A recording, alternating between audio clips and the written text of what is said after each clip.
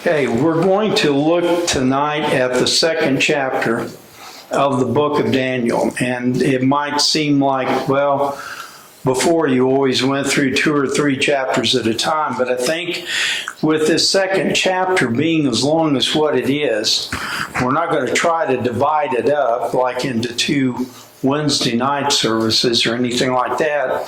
But we thought that we would use this time to study because it's going to be one of the first of Daniel's prophecies. It's going to be actually first of one of his interpretations that he'll do many times.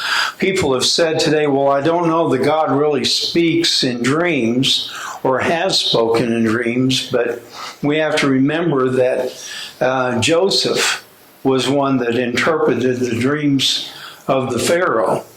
And I think that sometimes God does interject something into our thoughts, into our mind. He makes his presence known. And I'm sure that everyone has had that happen where that somebody comes to mind and it keeps coming, and you just try to pray for them, not really knowing what's going on with them. But I do think that God does speak to us, speaks to our heart, speaks to our mind.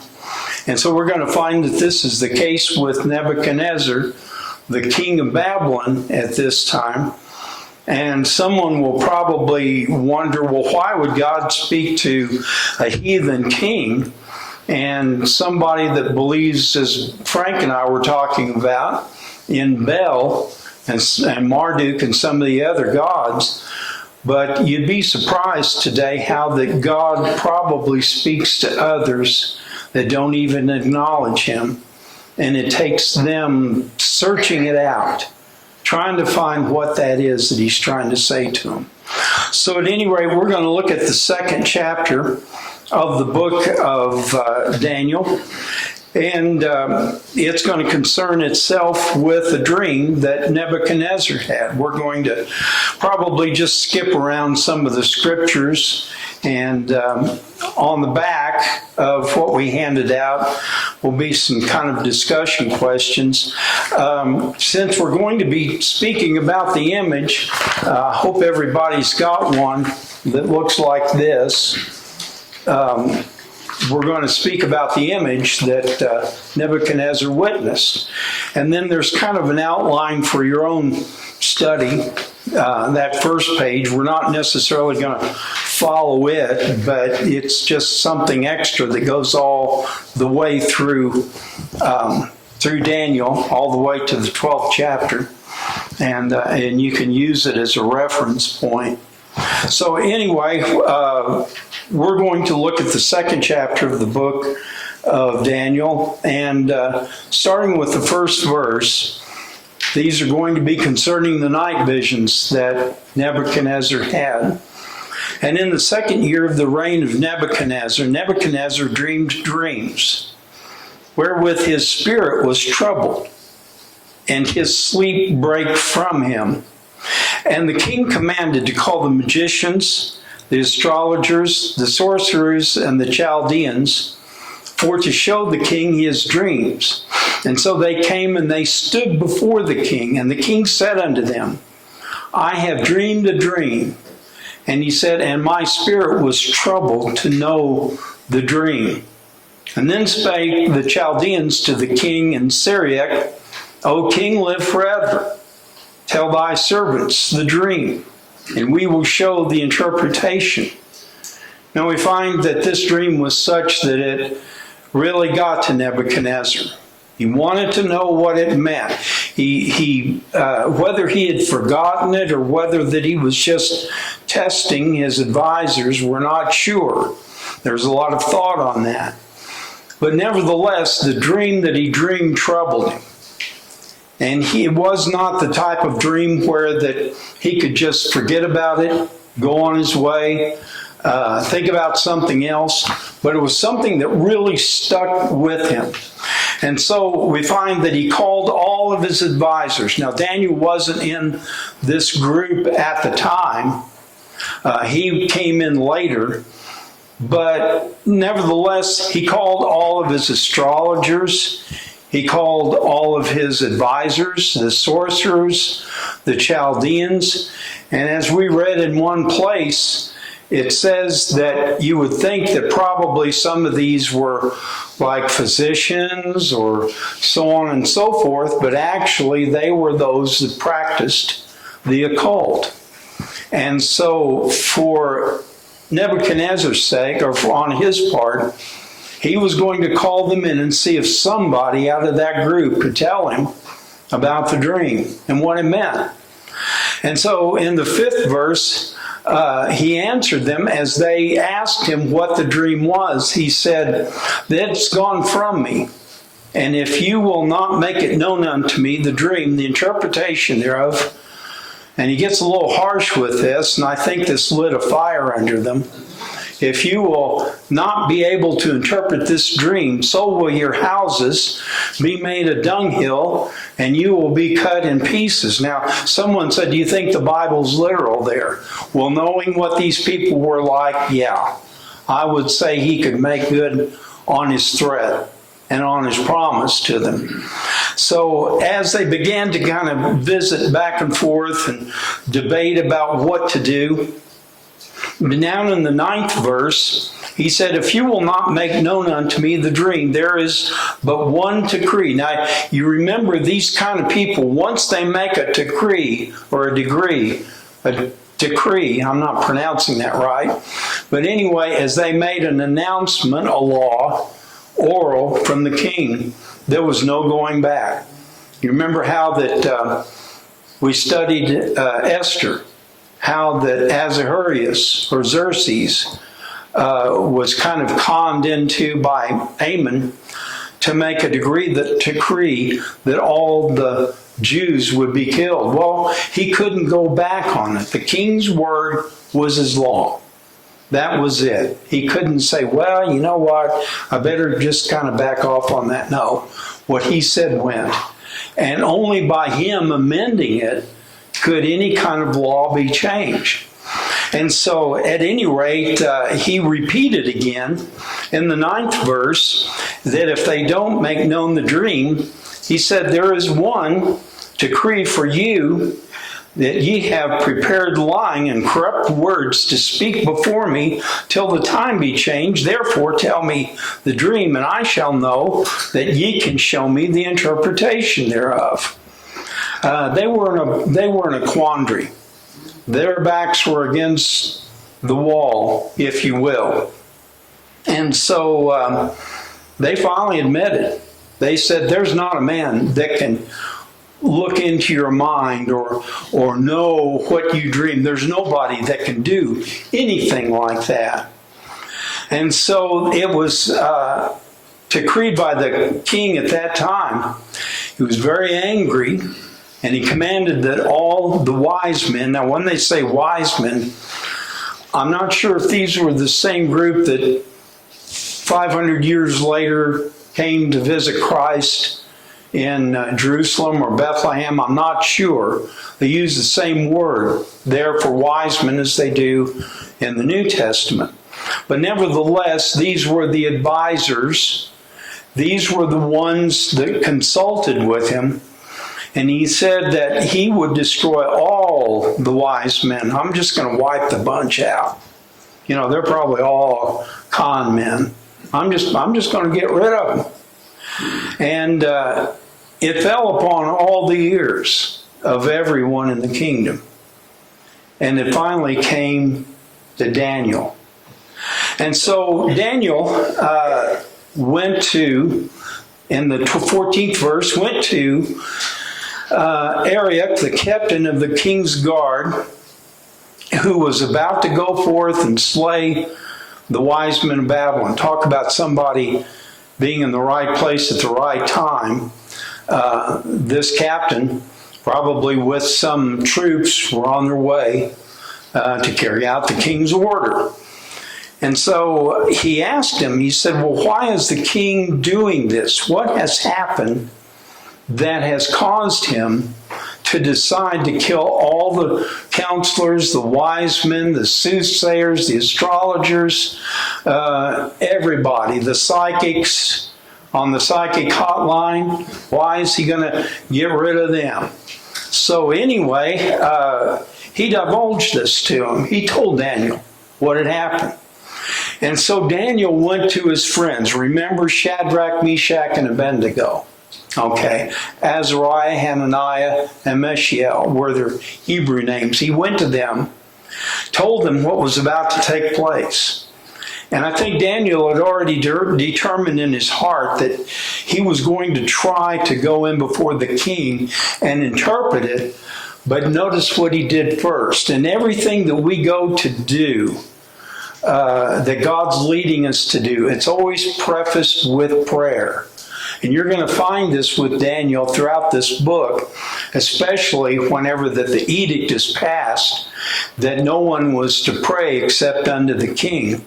You're going to find that Daniel was a person of prayer. And you know, there's no such a thing as praying too much. I believe that we can do as the Apostle Paul said in one place in Thessalonians, we can pray without ceasing. We don't have to necessarily get down on our knees unless, you know, God directs us to do so and we're in a place to do it. But I believe when we drive, we can have a prayer upon our heart. While we're working, we can have a prayer upon our heart. Whatever the case might be. I believe that God honors that. And so they got together and they had, if you will, a prayer meeting. And in the 18th verse, that they would desire the mercies of God of heaven concerning this secret, that Daniel and his fellows should not perish with the rest of the wise men of Babylon. Now, I believe God has a plan for everyone. It does. There's no one that's insignificant in the world. God uses everything, everybody. It may not be known to us. We may not understand God's purposes in using some of the things that he does. Whenever that I first told my call to preach, and I kind of complained to my folks about that hey, I cannot do this. There's no way that I can do this. There's no way I have the ability to do it. And I remember my mother, bless her heart, she directed me towards Balaam, and she said, well, you know what? If God can make Balaam's donkey talk, undoubtedly he can make you talk. So I don't know if that was reassuring or not. At any rate, but God can use anything that he so chooses to do. You know, he can speak through nature. And so this secret, as they had this prayer, 19th verse, the secret was revealed unto Daniel in a night vision. And then Daniel blessed the God of heaven. He said, blessed be the name of God forever and ever. Notice he thanked God for what God had revealed. What man can know the dreams and the thoughts of another individual unless God would reveal it to him? So that shows God's purpose and God's ability and Daniel's ability to humble himself to hear what God had to say. He changeth the times, 21st verse. He changeth the times, the season. He removeth kings and setteth up kings. Now kind of mark that or remember that, because that's going to be kind of instrumental whenever that we get into the rest of Daniel about the kingdoms that come along and the kingdoms that rise and the kingdoms that fall. And he revealeth the deep and secret things. He knoweth what is in the darkness, and the light dwelleth with him. Daniel said, I thank thee and I praise thee, O God of our fathers, or of my fathers, who has given me wisdom. And we know that wisdom comes from God, and might, and has made known unto me now what we desired of thee. For thou hast now made known unto us the king's matter. Now I believe, though we don't see it in the scriptures, I believe that he shared this with the other three. And I think that he let them know God's answered my prayers, and here's what it is that the king is seeking to know about. And so I believe that they probably, though it doesn't say, probably thanked God for that also. So Daniel goes unto Arioch in the 24th verse, whom the king ordained to destroy the wise men of Babylon.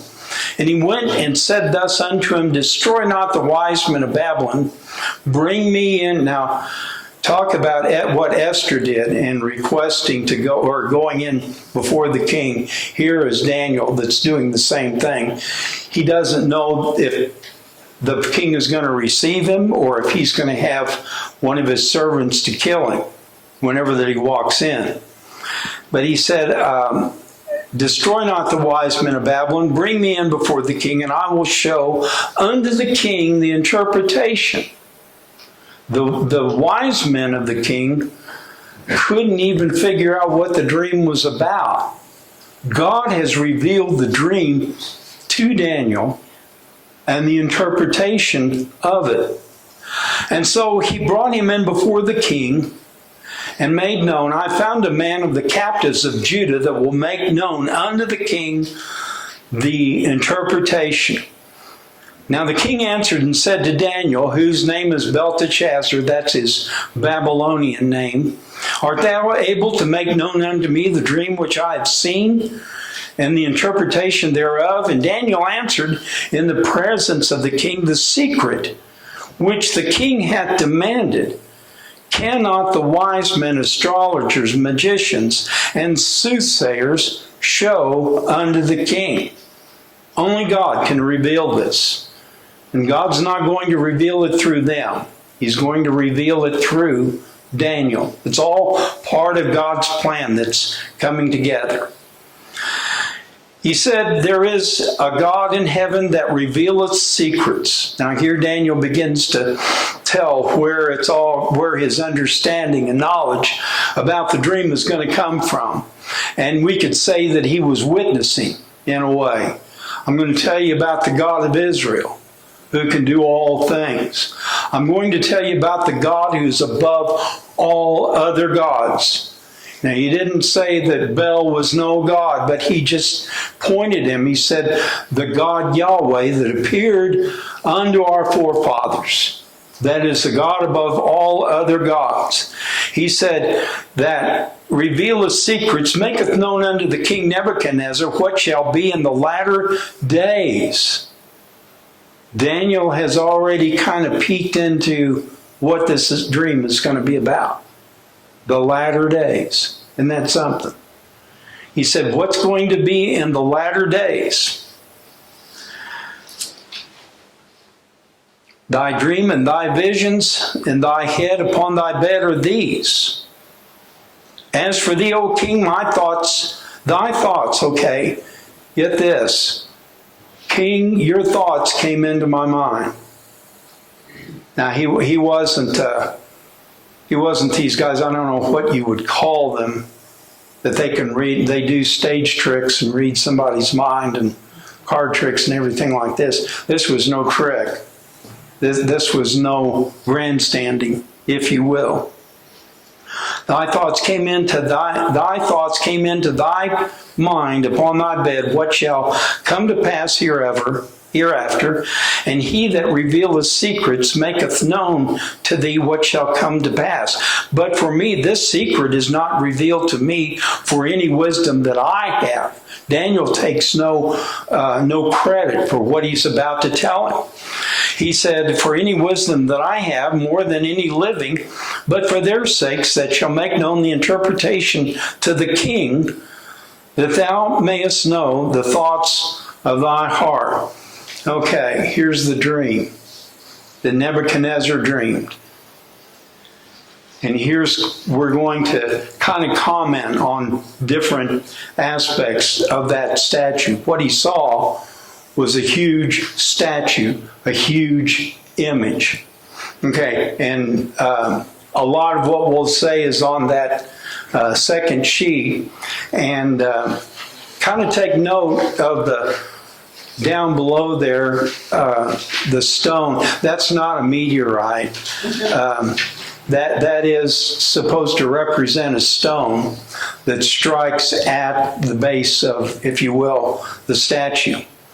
Thou, O king, sawest, and behold, a great image. This great image, whose brightness was excellent, stood before thee, and the form thereof was terrible. That is, it was just overwhelming, and nothing like it ever seen before. This image's head was made of fine gold, his breast, his arms of silver, his belly, and his thighs of brass, his legs of iron, his feet of iron and part clay.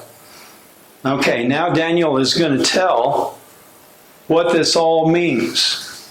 And you're going to notice that as he goes down each part of the statue or the image, that it kind of lessens in value, but it picks up in strength, especially when you get down to the very bottom part. And these represent kingdoms. These represent, in that day and time, in that era, in that part of the world, the dominant kingdoms that were going to come to the forefront, if you will.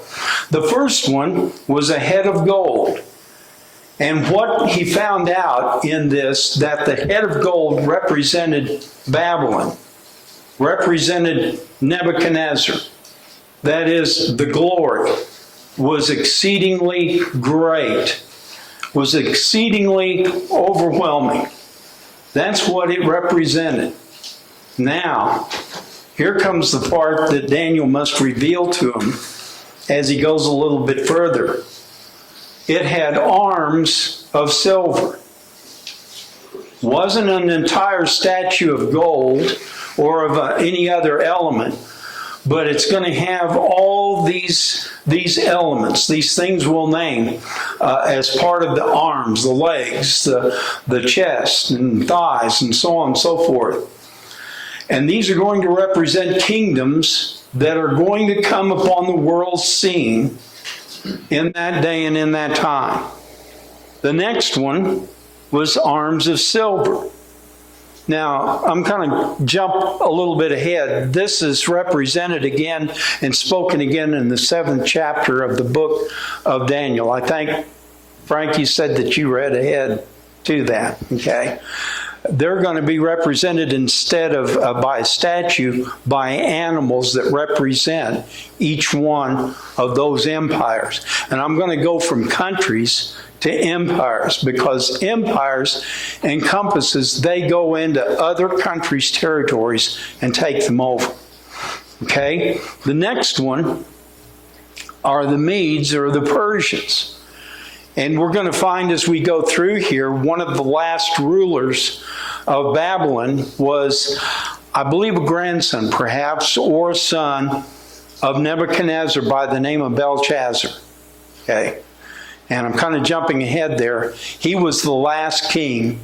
And the one that came on the scene after him were the Persians, the Medes and the Persians. But we'll just say Persians for now. Darius. And also Esther's husband was a Persian. So at any rate, the arms of silver represent the Medes and the Persians. Babylon was going to fall. Babylon was going to be taken over. And the next empire that would come about would be the Persians.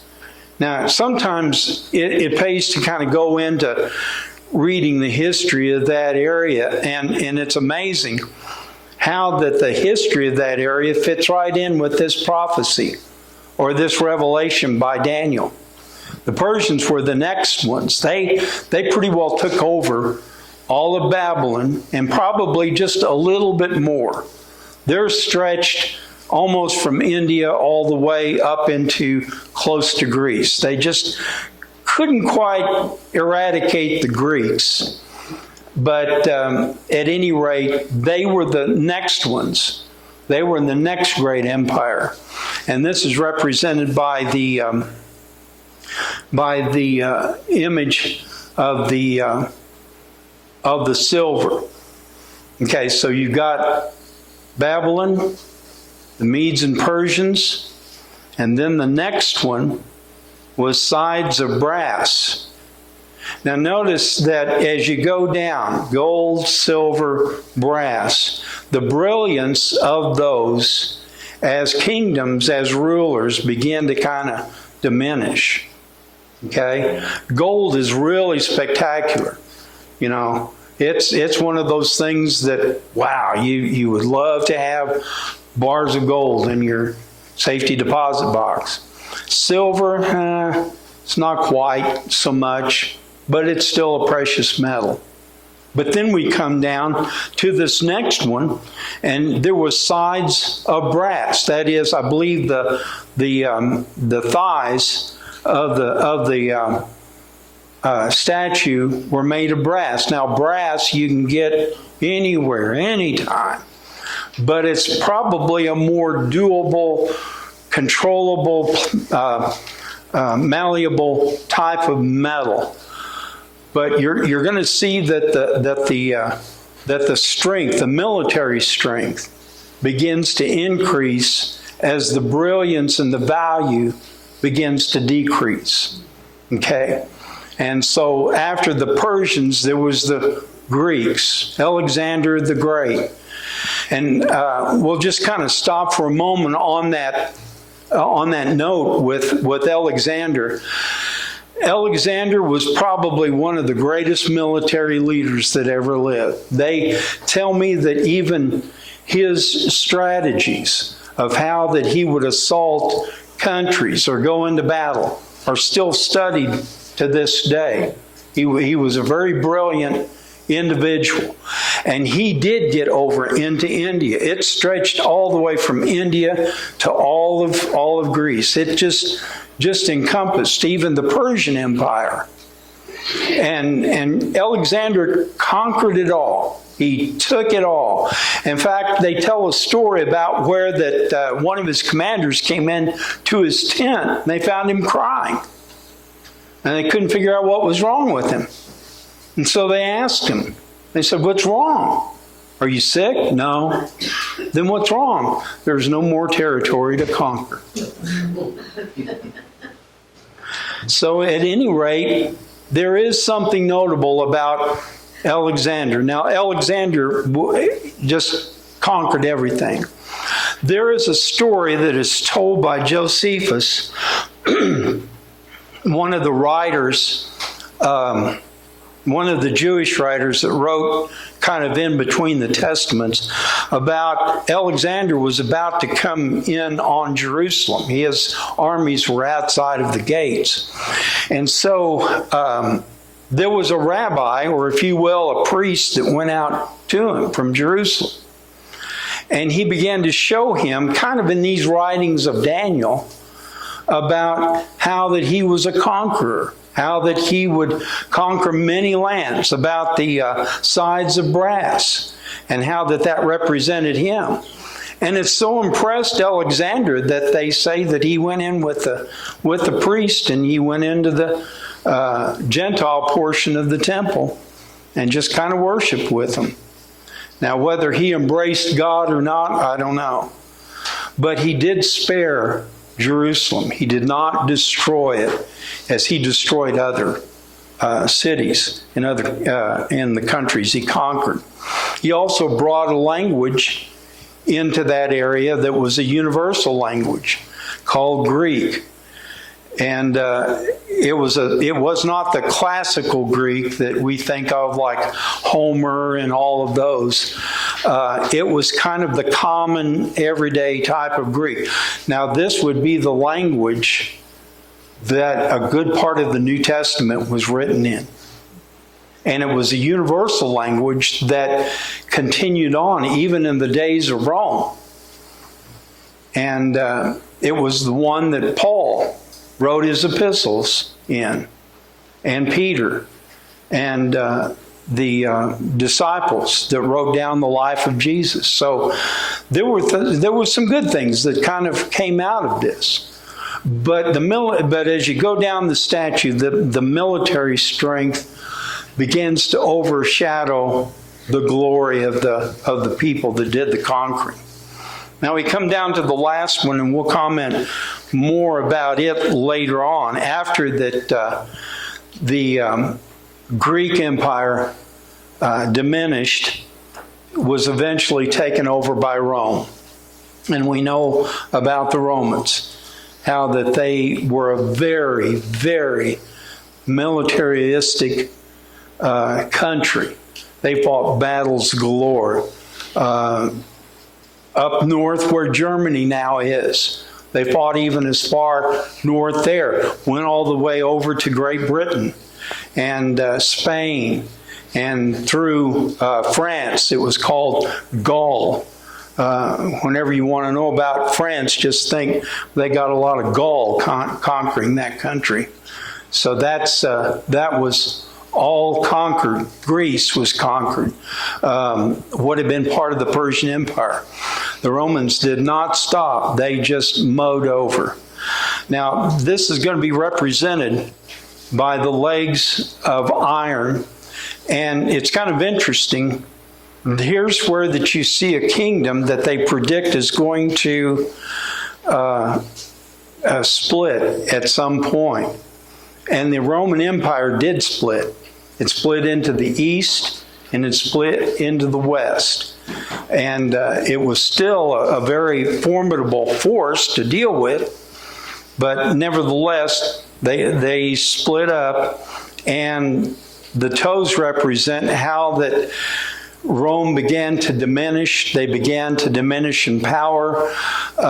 We could go into several thoughts about about what those 10 toes of iron and clay mean. We might do that a little bit later on. But these are the things that Daniel saw in this dream of Nebuchadnezzar. And it was more, when you look at it, it was more of a political type of thing. This is the way that the world is going to change. This is the way that the world is going to pan out, if you will. And yes, it does connect to Revelation in a very interesting way. I won't go into that just right away, but it does go into being connected with some of the things that John saw. Some of the things John saw, Daniel had seen. You know what that tells me? Same God. Same God. Yeah, and revealed the future. And I think that involves us, looking towards the end times. And this is just my opinion. I think we are in the end times. So at any rate, the final world empire at that time was the Roman Empire. Now we could leave off there. But there was a small stone hewn out of a mountain that Nebuchadnezzar saw that struck the image and utterly destroyed it. From bottom to top or top to bottom, I don't know. But you won't find a Babylon anymore. You won't find a Persian Empire much anymore. I guess maybe you do if you count Iraq and Iran, but you won't find a Persian Empire. You won't find a Greek Empire. And the Roman Empire is pretty much disseminated and spread out and gone, except for some of the things about Rome that are even with us today. It's politics, how it does things. But anyway, this stone strikes, hewn out of a mountain, not made with hands, strikes the image, and it tears it to pieces. Now you're going to find a Babylon, but it's in dust. It's all in dust. It's all in ruins. You're going to find Greece, but it's buildings that have, for the most part, gone to ruin. But this kingdom that comes from this small stone is with us today, and it's growing. I believe that with all my heart. Well, what is that kingdom? I believe it's God's kingdom. I believe that it's the stone that the chief builders rejected. It's the kingdom of the Lord Jesus Christ. Now, it's setting up at this point, it doesn't go into much more detail than that. There'll be kind of a turn of events here. But at any rate, I'm going to read from the 44th verse on down. And in those days of the king shall the God of heaven set up a kingdom which shall never be destroyed. In other words, it's an everlasting, eternal kingdom. And the kingdom shall not be left to other people, but it shall break in pieces and consume all these kingdoms. And notice what it says in the last wording of the 44th verse. And it shall stand forever. I'm so thankful to know that Christ's kingdom is forever and ever and ever. That the throne of David is forever and ever and ever. Christ will sit upon that throne. He will be recognized as King of Kings and Lord of Lords. And I don't believe there's anybody that's going to go to the Congress or legislature and say, I don't know if I like this Jesus being king over us. It doesn't matter what they think. He's going to do it. And boy, that gives me hope. That gives me hope. For as much as thou sawest that stone cut out of the mountain without hands, and that it brake in pieces the iron, the brass, the clay, the silver, see how it superseded all of these empires and all of these kingdoms? The great God hath made known to the king what shall come to pass hereafter, and the dream is certain, and the interpretation thereof sure. And so Nebuchadnezzar, I think he probably sat there with his mouth just wide open. In spite of the fact that what Daniel said to him, your kingdom's going to fall too. But he was amazed at what Daniel had brought forth. And so the king, and look at this, the king fell on his face and worshiped Daniel and commanded that they should offer an oblation and sweet odors to him. And the king answered unto Daniel, of a truth, it is that your God is the God of gods, that is, God above all others, and a Lord of kings, and a revealer of secrets, seeing that thou couldst reveal this secret. And then the king made Daniel a great man and gave him many great gifts, ruler over the whole province of Babylon, and the chief governors over all the wise men of Babylon. And then Daniel requested of the king, and he set Shadrach, Meshach, and Abednego over the affairs in the province of Babylon. But notice Daniel sat in the gate. You remember, whenever they sat in the gate, they were more or less kind of like judges, to be consulting to, whoever might come to them. And so there's going to be more to come. As Paul Harvey said, you're going to hear the rest of the story of what happened. And it's going to involve even our times. I think it's important kind of to know that for us, what we've got going for us as people of God. And I believe, and this is my own personal opinion, I believe that it involves Israel too. So we're going to look at the discussion questions, and I've tried to follow pretty much as we went through this chapter. So we're going to look at those. If you want to turn there with us. First discussion question is, what troubled Nebuchadnezzar that he couldn't sleep? Dream. He had a very troubling dream. No matter the fact that he was sleeping on a certain mattress, he still couldn't rest. He said he dreamed dreams. I always thought he did it 2 or 3 nights in a row. Yeah, I started to say it was kind of like a reoccurring thing.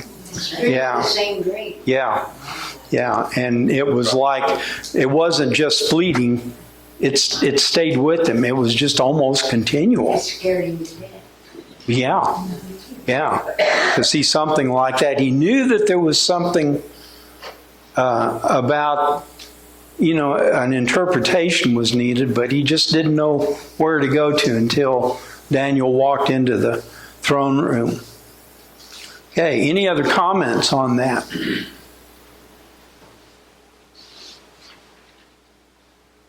Okay, what did the king tell the Chaldeans he would do to them if they couldn't interpret the dream? Let them up. Chop them up. Very rude. Make their homes known. Yeah. And I think rather than that being just a term of speech, I think literally they would have done it. Yeah. They when they punish in a very cruel way. Okay, what did Daniel do when he heard of the king's decree? That is the decree to kill all the advisors and wise men, sorcerers, and so on and so forth.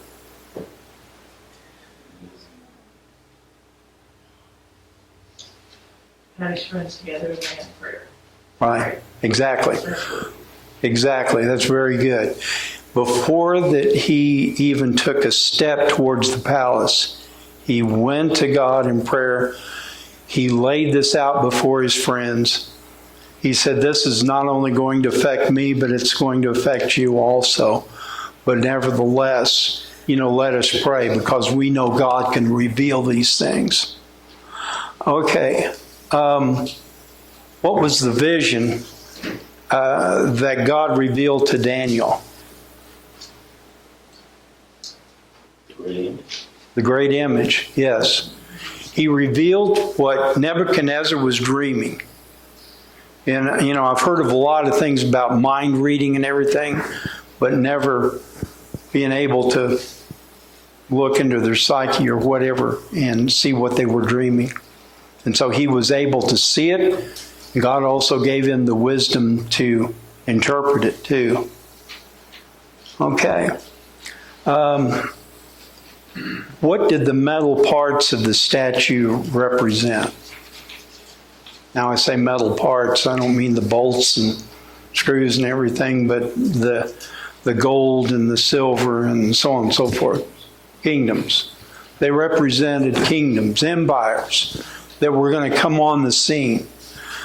These were things that perhaps Nebuchadnezzar himself may not see, but it was going to come to pass nevertheless. And I think it was for our benefit also that he interpreted this, because it showed us, comparing it to history, what had happened to those countries, those empires. So whenever we go over into Revelation and we look at different parts of Revelation that talks about things that are to come, we think back to Daniel. Wow, Daniel saw this. Now we're seeing this. So at any rate, it was for our benefit also. Okay, in the dream, what destroyed the great image? That small stone, right? Yeah. Where else do we read about a small stone destroying a great big something? David? Yeah.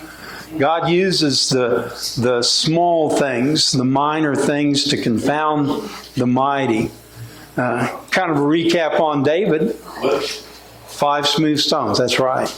That's right. Doesn't the stone in here? Yeah. It's Jesus, right? Yeah. It's Christ and His kingdom. Yeah. And it hits the feet, according to what it doesn't really say that in here, I don't think. But I heard that from somewhere. He destroys the whole thing. Yeah, the whole statue falls down. Right. Okay. But it also shows to me that is the final kingdom. You know what I'm saying? You mean Christ's kingdom? Yeah, Christ's kingdom. Exactly. That's where we always kind of mention from time to time. There's a title, and if you notice, there was a title that was mentioned about Nebuchadnezzar. They called him King of Kings, but they didn't finish. Lord of Lords, Exactly. There's only one who will have that title, who's deserved of that title, and that's the Lord Jesus Christ. Yeah. When he destroys that, is that Armageddon? You can say probably the bottom part. I've seen that connected to Armageddon, where that other kingdoms in our end times are destroyed. They'll be gathered together. That's an interesting study. That is a very interesting study. That place actually exists, and there is an Armageddon. Now they call it by a different name, but it is the same thing. Thanks for that one, Megiddo. Yeah. Megiddo, my Aramaic and Greek and so on and so forth is not too, but it's Har-Megiddo or something like that. But it's the same thing. It was one of those instances, and I probably mentioned this before, where that Napoleon, whenever that he was fighting in Egypt, one of his many campaigns in Egypt, I can't remember if he was coming or going, but they happened to be in that valley, that area of Armageddon. And he wasn't a religious man at that time, but he just looked at it. And he said, this plain has been made for a great battle. How prophetic, that somebody could look at that. And of course, probably he was a statistician that looked at things like that. But he looked at that and said, not just a battle, a great battle, a huge battle. And sure enough, we find that what John saw, he mentions that. All the nations gathered together. And can you imagine that? Such a battle that they call the vultures and everything from all corners of the earth to the great feast of God. And they feast upon the slain of the nations. Thank you for your attention tonight. I appreciate that very much. I didn't know what I was going to think about Daniel, but I really enjoy. I've enjoyed looking at this and studying this. What a guy that he was. All right. Anything else? Anyone's heart? Okay. Tell everybody to come. We like to share this because this is going to catapult us eventually over into the book of the Revelation, and I can give you my take on it, and take it for what it's worth. But it says in Revelation, "Blessed is he that readeth the words of this prophecy."